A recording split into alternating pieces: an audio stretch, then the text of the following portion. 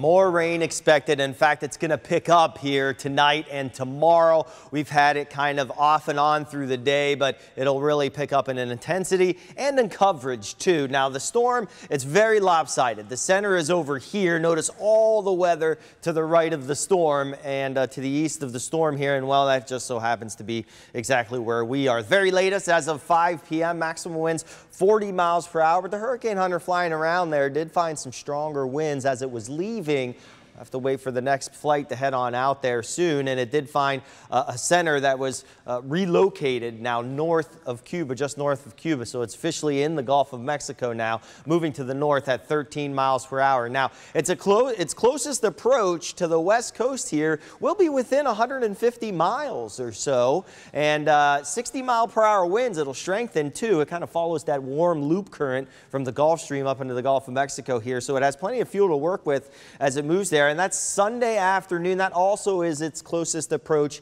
to us, and that will be our worst weather moving through. And then it makes landfall as it gets up into the panhandle here, somewhere from, say, Panama City back towards Mobile at 65 miles per hour. So a stronger tropical storm at 2 p.m. on Monday, so a little bit earlier, pushed a little bit earlier in time here on Memorial Day. That's why they did issue now a tropical storm warning for the west coast and, of course, the panhandle here, but because it inched a little bit closer there, that required some watches there. Now, the model's really in really good agreement. About a 70-mile spread is all it is right now, moving up towards the panhandle again by Monday. Everything to the right part of the storm means, well, a weather alert for us because we have some nasty weather out there. Lightning threat, not huge, but there'll be some in storms. We do have a slight tornado risk.